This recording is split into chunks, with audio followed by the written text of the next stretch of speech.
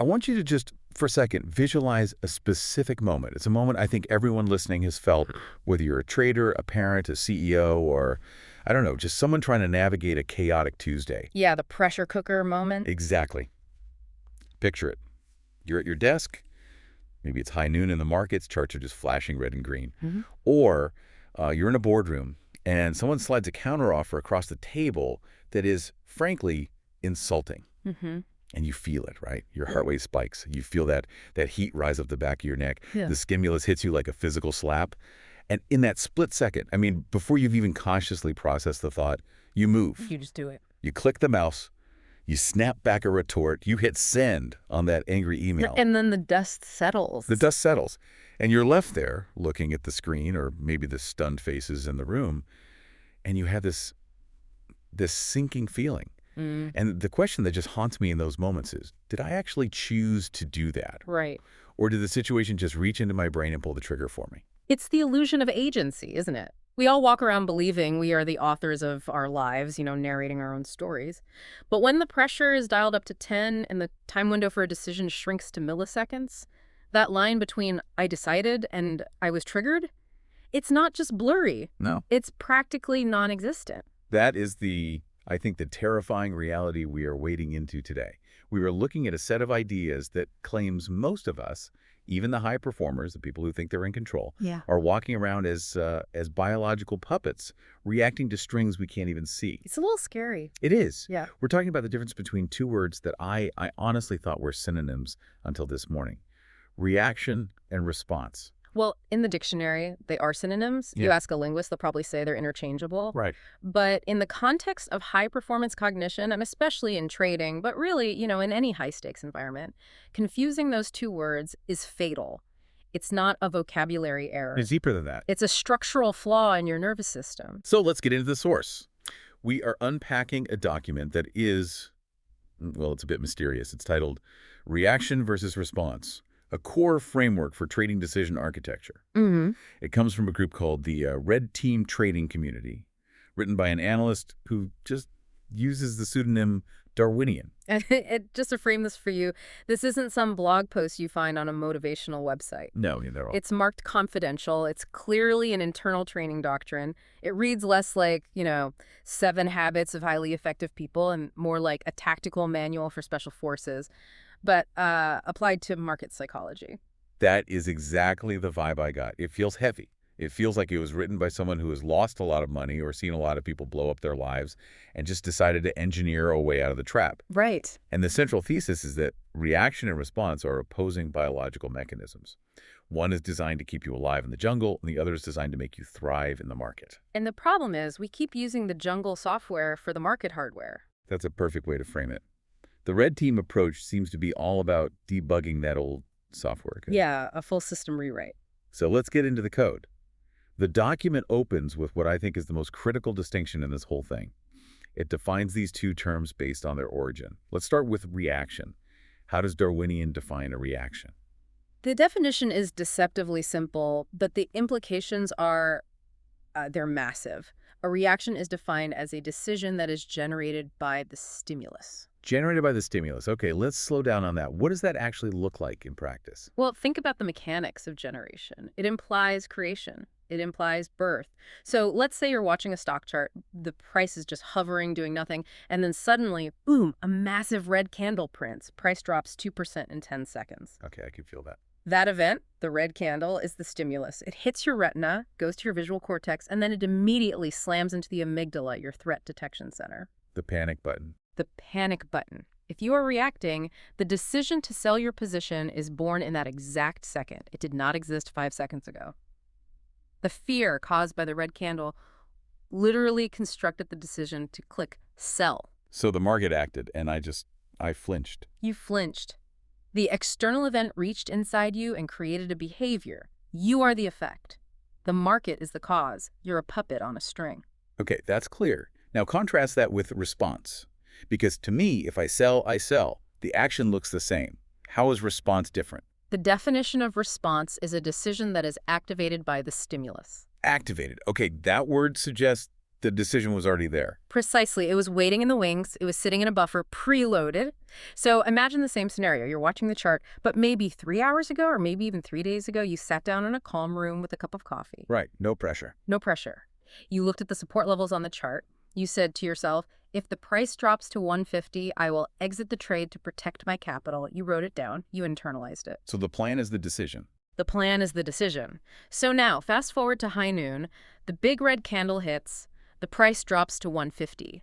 That stimulus doesn't create a new idea in your head. Right. It simply flips the switch on the decision you made 3 days ago. It activates the protocol.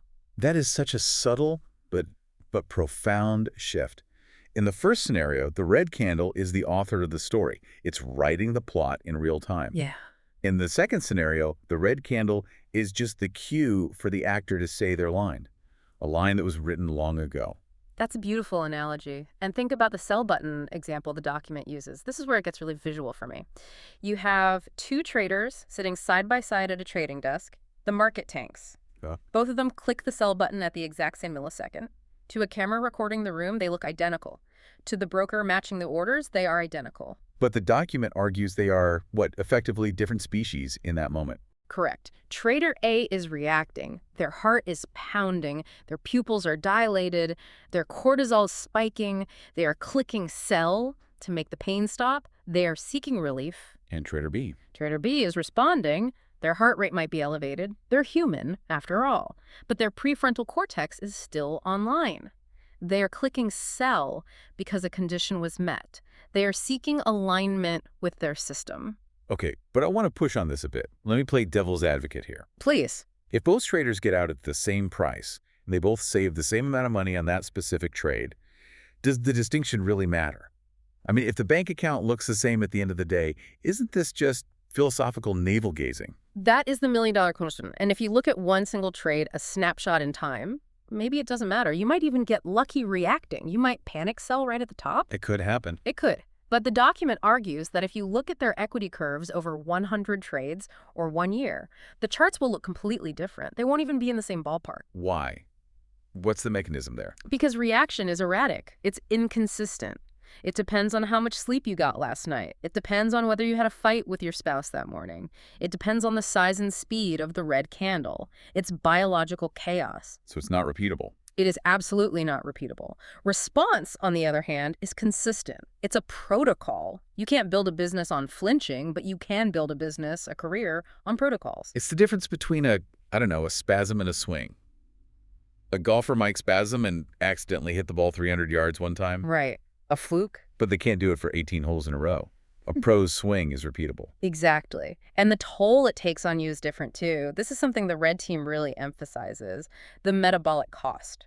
Reacting is expensive. It's expensive how? You mean physically? Biologically expensive. When you react, you are activating the sympathetic nervous system. It's fight or flight. You are dumping adrenaline and glucose into your blood. You're shutting down digestion, higher level thinking. You are literally burning the furniture to heat the house. Wow. If you trade in a reactive state for 6 hours, you are exhausted. You're brain dead by 4 p.m. You've made 100 decisions, all of them draining. Whereas responding is metabolically cheaper. The heavy lifting, the cognitive load of making the decision was done beforehand when you were calm and rested. Right. Back with a cup of coffee. Exactly. In the heat of the moment, you are just executing. It's efficient. You can do it for decades. You burn out from reacting in about 2 years, if you're lucky. This connects directly to that one-word contrast the source outlines. Emotion leads to reaction. Intention leads to response. It seems like the source is trying to map this directly to brain anatomy. They are. And while they aren't writing a medical textbook or anything, the basic neurology holds up. Reaction is the domain of the amygdala. The alarm system. The alarm system. It's fast, it's ancient, and frankly, it's stupid. It knows 3 things. Eat, kill, run. It doesn't know about P&L ratios or quarterly earnings. It just knows pain, make it stop. And response. Response is the domain of the prefrontal cortex, the CEO of the brain. This is where we plan, where we suppress impulses, where we understand long-term consequences. Okay. But here's the catch, and the document implies this heavily. The prefrontal cortex is slow, it's energy hungry, and under stress, the brain's first move is to shut it down to save power for the muscles. So we are literally fighting our own biology here. The default setting is reaction. Response is an override you have to consciously install. Response is an artificial construct. It's a discipline. It's not natural. It's trained. And that's why the document says, and this is a key quote, reaction decides during the event, response decides before the event. If you wait until the event to decide, biology wins and you lose. Reaction decides during the event. That explains so much of the regret we feel in our lives. You know, you're in an argument and you say something just awful and hurtful. In the moment, it felt like you had to say it. It felt necessary. Yeah. The stimulus, the insult from the other person, it generated the decision to insult them back. And 5 minutes later, when the adrenaline wears off and the prefrontal cortex finally wakes up and comes back online, you go, why on earth did I say that? Well, you didn't say it. Your amygdala said it to defend itself. This brings us to a really common misunderstanding, and it's one that I definitely held before reading this. I usually associate reaction with speed, cat-like reflexes, Right. a boxer reacting to a punch. And I associate response with, sitting back, stroking your chin, smoking a pipe, thinking things over. But the source says, stop, that's a myth. This is part 2 of the framework, busting the myths. And the first big one is exactly that. Speed equals reaction. So we think fast is reactive, slow is responsive. But the document uses this sniper analogy to completely dismantle that idea. Think about a trained sniper in a military context. When the target appears in their scope, how much time do they have? Seconds, maybe less. Fractions of a second. They pull the trigger instantly. To an outside observer, that looks like a pure reaction. It's immediate. It's a reflex. But is it? Well, based on our new definitions, Okay. no, can't be. Yeah. Because the decision to shoot wasn't created in that split second. Exactly. The decision was made hours ago, maybe days ago, in a briefing. The criteria for the shot wind speed, distance, target identification, rules of engagement were all calculated and preloaded. It's a protocol. It's a protocol. The sniper's breathing technique, the finger pressure on the trigger, it's all part of a pre-existing program. The appearance of the target simply activated the program. It was the final if in an if-then statement. So a sniper is engaging in a high-speed response. A trained response. It's instantaneous, but it's intentional. It's not a flinch. It's the peak of discipline. Okay, that makes sense. So speed doesn't automatically make it a reaction. Yeah. But what about the opposite? What about slowness? I feel like if I take my time, if I'm deliberate, then I'm being responsive. This is the more dangerous trap, I think, especially for the thinkers in the audience, the people who pride themselves on being analytical. The document describes a trader who takes a bad loss. They don't smash the keyboard. They don't scream. They just sit there. They stare at the screen for 3 hours straight. They read news articles. They draw 50 new lines on the chart. They are moving very, very slowly. It looks like analysis. It looks like response. It looks like due diligence. It looks like it. But ask yourself, what is the origin of that analysis? Why are they doing it right now at 11 a.m. on a Tuesday? Well, they're doing it because they lost money and they feel sick to their stomach. Exactly. They are trying to solve the feeling of loss. They are frantically searching for information that will make them feel better or give them hope that the market will turn back around and save them. The behavior is slow, but the driver is the amygdala seeking relief from pain. It's a slow reaction. It's a slow reaction. That phrase just hits home. I've definitely been there. You convince yourself you're being diligent, you're working hard, but really you're just wallowing in the problem, letting the stress dictate your schedule and your focus. Yeah. A real response would imply that the analysis was scheduled. Every Friday at 5 p.m., I review my trades for the week.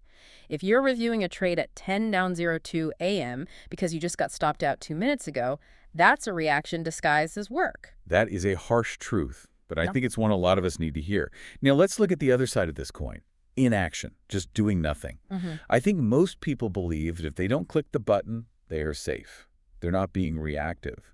I didn't do anything, so I didn't react. The source comes down very hard on this. It argues that inaction is a decision. It's an active state of the brain. And just like any action, it has an origin. It's not neutral ground. So there could be reactive inaction and responsive inaction. Yes. And the difference is everything. Let's talk about reactive inaction first. This is freezing. The deer in the headlights syndrome. Okay, walk me through a scenario. Okay, so you have a trading system. Your system says when the price breaks above the 200-day moving average on the daily chart, buy. It's a clear rule. You see the price break. It's a perfect signal. It's textbook. Everything's lining up. Everything. But You took a huge loss yesterday. Your confidence is totally shot. You're terrified of feeling that pain again. So you stare at the buy button. Your finger is just hovering over the mouse. You start sweating. You hesitate. Hmm. And the price keeps moving up without you. You miss the entry. You just sit on your hands and watch it go. You didn't do anything physically. You didn't click. But neurologically, you reacted. The stimulus, which was the memory of past pain, the fear of future pain, it generated a decision to freeze. You violated your own plan because of an emotion. That is a textbook reaction. And that feeling, Yeah. so feeling of being frozen, it's awful. It's almost worse than taking a loss because you know you failed yourself. It's paralysis, and it breeds self-loathing. Because you know what you should do, but your body, your nervous system won't let you do it. Okay, so contrast that with responsive inaction. Responsive inaction is the sniper waiting for the wind to die down. It's deliberate patience. You see the market going absolutely crazy. Volatility is spiking. Maybe other people are making money. Maybe they're losing it. Who knows? FOMO kicks in. The FOMO is bubbling up. You feel it. You want to jump in and get a piece of the action. But you check your rules. Your rule book says, do not trade during high-impact news releases, or do not trade when the VIX is above 30. So you sit on your hands. You sit on your fans. Physically, you look exactly like the frozen trader. You are both doing nothing. But internally, it's a world difference. You are actively restraining your impulse. You are exerting control. You are, as the document says, positioned in discipline. It's the difference between being unable to move and choosing to hold still. Precisely. And holding still when every fiber of your being, every chemical in your brain is screaming at you to run or fight, that requires immense cognitive energy. It is a very active state. I love that phrase, frozen versus positioned. It really changes how you view a quiet trader. They might not be bored. They might be fighting the battle of their life just to sit there. And winning that battle consistently is where the real money is made. Let's zoom out a bit. We've been very focused on the individual's brain, the trader's neurology. But part 3 of this framework takes a really fascinating, almost philosophical turn. It starts talking about the market itself, and it classifies the market as a purely reactive system. This is a crucial shift in perspective because we so often anthropomorphize the market. We give it a personality. We say things like, the market wants to test the lows, or the market is trying to trick me. Oh, I say that all the time. The market is out to get me today. We all do. But Darwinian argues, price has no intention. It has no brain. It has no agency. A stock chart is simply a recording, a footprint of the aggregate behavior of millions of participants. And since most of those participants are human. And since most humans, as we've established, are operating in a reactive state, the market is essentially a giant mirror of collective reaction. When you see a crash, you are literally watching a chart of collective panic. When you see a bubble, you are seeing a chart of collective greed. It's a runaway chain reaction of amygdalas firing off one another. It's a mob. A mob doesn't have a plan. A mob doesn't have a strategy. A mob reacts to stimuli. Someone throws a rock, the whole mob runs. Someone shouts charge, the whole mob charges. And this is where the trader comes in. The document calls the responsive trader a choosing agent in this sea of reaction. This is your edge. This is everything. The report says the trader has something price does not. The capacity for intention. If you are operating from a response framework, if you have a plan, a system, a set of pre-written rules, you are what they call a minority agent. A minority agent. You are the only adult in a room full of screaming toddlers. That's a powerful image. If everyone else is running around with their hair on fire, the person who has a fire extinguisher and a map of the exits is going to win. That's it. That minority status is the competitive advantage. Most market participants, and this includes a lot of the algorithms, by the way, which are often just programmed to react to momentum and order flow, are simply chasing the bus. They're being moved by the market. And the goal is to stop being moved by it and start moving within it. The quote from this section that really stood out to me was, price reacts. Traders either react with it or respond to it. React with it. That means you become part of the mob. You join the stampede. You become part of the liquidity. That's the cold, hard truth. If you panic sell when everyone else panic sells, you are providing cheap shares to the professional who is calmly buying at the bottom based on their response plan. You are the food. Ouch. You are the food. But it's true. Every trade has a winner and a loser. If you're reacting, you're likely donating money to someone who is responding. That's the transfer of wealth mechanism in the markets. Money flows from the reactive to the responsive, period. Okay, let's move to part 4, because this is where the report, I think, stops being nice and starts calling us out on our smart person habits. It talks about the psychology of disguised reactions. This is my favorite part of the document because it's just so insidious. We all know what an obvious reaction looks like. Throwing a mouse across the room, screaming at the screen, rage quitting for the Not day. the classic stuff. But disguised reactions are subtle. They're sneaky. They look like professional behavior. So the document starts by listing standard psychological defense mechanisms: denial, rationalization, projection, and it classifies them all as reactions. Right. And it makes perfect sense. Think about denial. You have a losing trade. It's down 10%. Your rule says sell at -5%. You didn't. Now it's down 10%. And you look away. You stop checking the account. You forget to log in for the rest of the day. You tell yourself, I'm just letting it ride, or it's a long-term investment now. Exactly. That's denial. And why are you doing it? Because looking at the red number on the screen causes pain. Your brain wants to avoid pain, so it generates a behavior. Ignore the reality. That is a biological reaction to protect your ego. Okay, and rationalization. That's when you suddenly become a world-class fundamental analyst for a meme stock you bought on a whim. Oh, well, they have a new CEO coming in next quarter, and the sector rotation is really favoring. You are inventing reasons to stay in the trade because getting out implies admitting failure, admitting you were wrong. The reasons are generated by the pain of the loss, not by objective analysis. And projection is the easy one. The market is rigged. The market makers are hunting my stops. My broker is trading against me. Blaming an external enemy so you don't have to face your own lack of discipline. It's a shield for the ego. Classic reaction. But then we get to the really nasty one, the intellectual trap. The disguised reaction. I feel like this is specifically targeting the people listening to this deep dive, the people who like to analyze, the people who like data. Oh, absolutely. This is the trap for the high IQ trader. It's designed for us. So walk us through this scenario. I want to see if I recognize myself in this mirror. Okay, let's invent a trader. We'll call him Steve. Steve is a smart guy. He's an engineer by training. He takes a loss on a trade. He doesn't scream. He's too civilized for that. But immediately, and I mean within seconds of the loss, he opens up a fresh spreadsheet. Oh, boy. He starts pulling up 15 different indicators. RSI, MED, Bollinger Bands, Fibonacci retracements, everything. He starts reading 3 white papers on macroeconomics he just downloaded.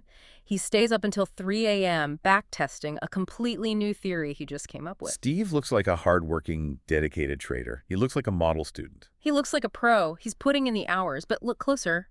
Why is he doing this? Is he doing it because it's part of his scheduled quarterly review process? No. No, he's doing it because he feels out of control. The loss made him feel vulnerable and stupid. He is frantically using data and analysis to build a fortress around his ego. He's trying to solve the inherent uncertainty of the market with more math. The document has a line for this. It calls it anxiety wearing the mask of methodology. That line gave me chills when I read it. Anxiety wearing the mask of methodology. It looks like science, it feels like work, but it's actually just fear. It's a reaction that went to grad school. So Steve isn't responding to the loss. He's just spiraling in a more sophisticated way. He's spiraling. And the problem is, because it feels like work, he rewards himself for it. He tells himself, wow, I worked so hard on my trading this weekend. No, Steve, you had a panic attack with Excel open. A panic attack with Excel open. I think I've had a few of those in my life. So how do we distinguish between real productive work and this intellectual reaction? You have to check the timing and the emotional state. Did you plan to do this work? Was it on your calendar? Or was it triggered by a negative event? If a loss makes you study, you're reacting. If a scheduled calendar reminder makes you study, you're responding. That is a very tough but very clear litmus test. Now, connected to this is the concept of overresponse. I've heard of overreacting my whole life, but what on earth is overresponse? Overresponse is the direct result of that intellectual trap. It's over-engineering. It's what happens when Steve comes back to his desk on Monday morning. Okay.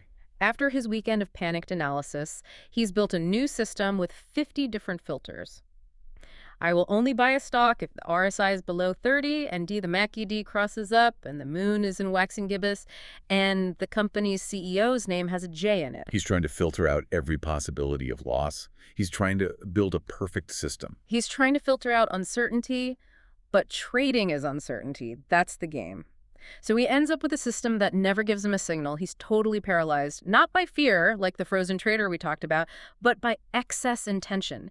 He has suffocated his ability to act under a giant pile of rules. So why is this distinction important? Why does it matter if I'm paralyzed because I'm overreacting or because I'm overresponding? Because the cure is completely different. If you are overreacting, panic selling, rage trading, you need emotional regulation. You need to breathe, go for a walk, meditate, calm the amygdala down. But if you are over-responding, paralysis by analysis, calming down won't help. You're already calm. You're just rigid. You need to simplify. You need to strip away rules. You need to reintroduce and embrace a little bit of risk again. If you misdiagnose the problem, you apply the wrong solution. If you treat an over-responder with calming techniques, you just make them worse. You make them even more rigid. That is such a clinical, precise way to diagnose trading problems. It's not just you have bad psychology. It's what is the specific mechanical failure in your decision architecture? That's the red team philosophy in a nutshell. It's engineering. You don't just tell a bridge to be stronger. You look at the blueprints and find exactly where the load is causing the fracture. Let's move on to part 5, the evolution of a trader. The report maps out 4 stages of development through this reaction-response lens. I think this is really helpful for listeners to sort of self-diagnose where they are on the journey. It's a roadmap, and it starts at stage 1, which is emotional reaction. The rookie, the beginner. The gambler, really, no system, no rules. You're driven entirely by dopamine and cortisol. Every green candle is a buy signal because it triggers greed. Every red candle is a sell signal because it triggers fear. You are a complete puppet of the market. You usually blow up your account within 90 days. We've all been there. It's a painful, expensive roller coaster. Then comes stage 2. Stage 2 is analytical response. This is where most serious traders get stuck, sometimes for years. They have a system, they have rules, they know what they should do, but they haven't internalized it yet. So it's a constant fight. It's a war. Every single trade is a battle between their amygdala and their prefrontal cortex. They see the signal, they feel the fear or the greed, and they have to white-knuckle their way to clicking the right button. It's incredibly exhausting. These are the traders who are stressed out of their minds but are managing to break even or maybe make a little bit of money. Then, if you survive that, you get to stage 3. Rule-based response. This is where the habit starts to form. The system is internalized. You don't have to fight as hard anymore. You see the signal, and your default behavior, your muscle memory, is to follow the rule. The emotions are still there. You still feel the fear, but it's like background noise. It doesn't grab the steering wheel from you. And finally, stage 4. The promised land. Embodied response. This is mastery. What does that look like? How does that feel? It looks like the sniper. The response is so fast, so seamless, that it looks like a reaction to an outsider. It's instant. You see the pattern, you execute. There's no hesitation, no internal debate, no should I, shouldn't I. Wait a second. If it's instant, aren't we back to the reaction definition? Stimulus equals decision happening at the same time. Externally, it looks that way, yes. But internally, no. It's what the document calls compressed expertise. It's not a flinch. It's a highly trained reflex built on 10,000 repetitions of doing the right thing. It's unconscious competence. The intention has become so deeply ingrained that it feels like instinct. So the goal isn't to be slow and deliberative forever. The goal is to be slow and deliberative until it becomes second nature, and then you earn your speed back. Exactly. You earn the right to be fast. You can't start there. Now, just as we get comfortable with this idea of mastery, the report throws a big wet blanket on this happy ending. It warns about regression under stress. It says mastery is not permanent. This is probably the most humbling part of the document. We tend to view skills like video game levels. Once you hit level 50, you stay at level 50. But Darwinian argues that trading psychology is biology, and biology has override switches. The black swan event. Yeah. The emergency button. Right. Imagine a stage 4 master. This person has been consistently profitable for 20 years. They are a legend. Suddenly a flash crash happens. The market drops 10% in 1 minute. Or maybe something happens in their personal life. A death in the family, a bad health diagnosis. They are under extreme physiological stress. What happens to the master? They regress to stage 1 instantly. The prefrontal cortex goes completely offline because of the sheer volume of stress hormones flooding their system. And the master starts panic selling and making terrible decisions, just like the rookie they were 20 years ago. Everyone has a plan until they get punched in the mouth. Mike Tyson was a neuroscientist, and he didn't even know it. Your neurology doesn't care about your past track record. If the amygdala hijacks the bus, the amygdala drives the bus. So what's the point? If we're all just going to break eventually, why even bother training to get to stage 4? Because of the speed of recovery. That's the new metric of mastery. A novice, a stage 1 trader, might panic, blow up their account, and then stay in a reactive emotional spiral for weeks or months. A master, a stage 4 trader, might regress, panic for 10 minutes, but then they recognize the physical symptoms of the hijack. They feel their heart rate, they notice their shallow breathing, and they snap back into response mode. Mastery is maintenance. Yeah. It's not a trophy you put on the shelf. It's a lawn you have to keep mowing every single week. And realizing that you can regress at any moment keeps you vigilant. It stops you from getting arrogant or complacent. Arrogance, by the way, is a great setup for a massive reaction. Let's talk about that feedback loop. The document mentions that trading is circular, which is a dangerous thing. It is. The result of trade 1 becomes the stimulus for trade 2. Oh, I see where this is going. So if I win big on trade 1, You get a huge dopamine hit. You feel like a genius, a god. That feeling of euphoria is a stimulus. And it generates a reaction to success. so you get cocky. You get cocky. You double your position size on the next trade because you feel invincible. You abandon your rules because you think you know what the market is doing. And if I lose on trade 1, You get a cortisol hit, fear, shame. That generates a reaction to failure. You hesitate on the next valid signal, or you revenge trade to try and win the money back immediately. so the truly responsive trader has to, scrub their brain clean between every single trade. They call it post-action discipline. It's a core tenet. You have to process the result of the last trade as raw data, not as emotional fuel. I made $1,000 is just data. I lost $1,000 is just data. If you carry the emotion of the last trade, good or bad, into the next trade, you are already reacting before you even click the mouse. Okay, we're coming into the home stretch here. This is great in theory, but let's talk about practical application. Part 6. How do we actually do this? The report lists a mantra. Calm is non-negotiable. Action is situational. I love this because it strips all the woo-woo, all the new age stuff out of being calm. A lot of people think staying calm is about being zen or spiritual or some kind of virtue. Namaste, traders. Right. But the Red Team framework says, no, calm is a mechanical requirement. It's like having oil in an engine. Why? Because of the biology we've been discussing. The prefrontal cortex literally cannot function properly if the amygdala is screaming fire. It's like trying to run high-end video editing software on a computer that is overheating.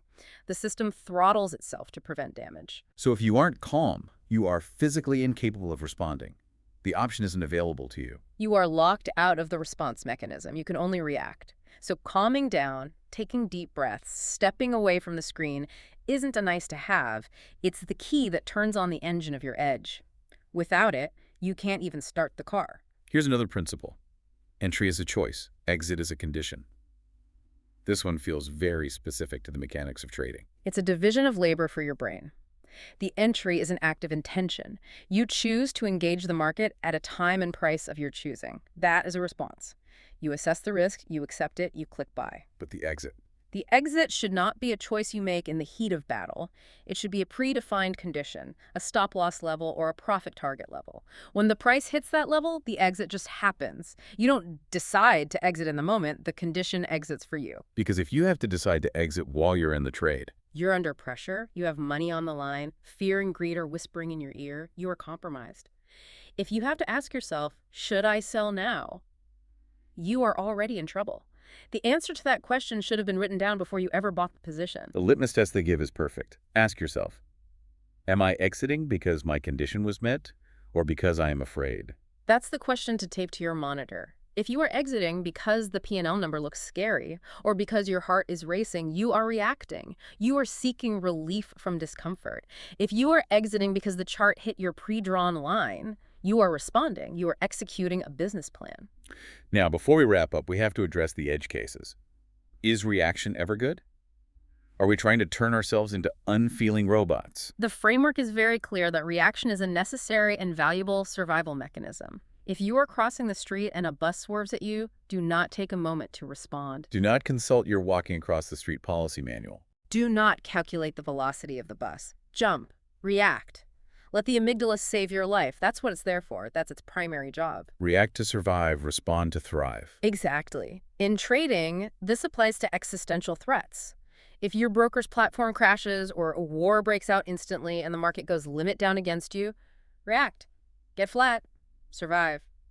The danger is when you use that emergency survival mode for normal, everyday price fluctuations. The market ticking down 5 points is not a bus about to hit you. But your brain thinks it is. Your caveman brain can't tell the difference between a predator and a bad tick. The training is about teaching it that a red candle is not a saber-toothed tiger. And finally, a word of caution: preventing dogma.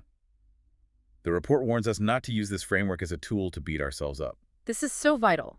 If you catch yourself reacting, and you will because you're human, don't spiral into guilt and self-criticism. Because guilt Guilt is a reaction. It's an emotional reaction. If you say, oh, I'm such an idiot, I panicked again, that feeling of shame is just another emotional layer generated by the stimulus of your own failure. You are just stacking reactions on top of reaction. It's a vicious cycle. So what do you do instead? You observe it. You detach. You say, oh, look at that. I reacted. My pulse is up. I panicked, sold. Interesting. You treat it as data. You don't judge it. You just reset. Use the framework as a diagnostic tool, not a whip to hit yourself with. Interesting. That's such a powerful word. It neutralizes the judgment. It engages your curiosity, which is a function of the prefrontal cortex. Just saying that word helps you snap back from the amygdala hijack. This has been dense in the best possible way.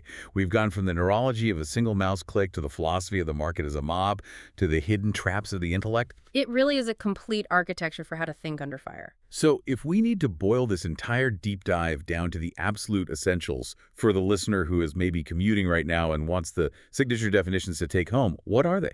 Number 1, reaction voice, stimulus creates decision. You are the effect, the world is the cause. Number 2, response, stimulus activates decision. You are the cause, the world is the cue. And the ultimate goal. To move from being moved by the market to moving within it. And to always remember that reaction seeks relief from pain, but response seeks alignment with purpose. I want to leave everyone with a final challenge. The report said, mastery is maintenance. That means the work is never, ever done. So here's the challenge for you. The next time you feel that pressure rising, whether it's in a trade, a difficult email, or your toddler screaming in the grocery store, just pause for 1 second. That's all it takes. And ask yourself this one question: where is this decision coming from? Are you about to act based on what just happened to you? Or are you about to act based on who you decided to be before the stress even started? Check the origin. That's the difference between flinching and winning. Thanks for diving in with us.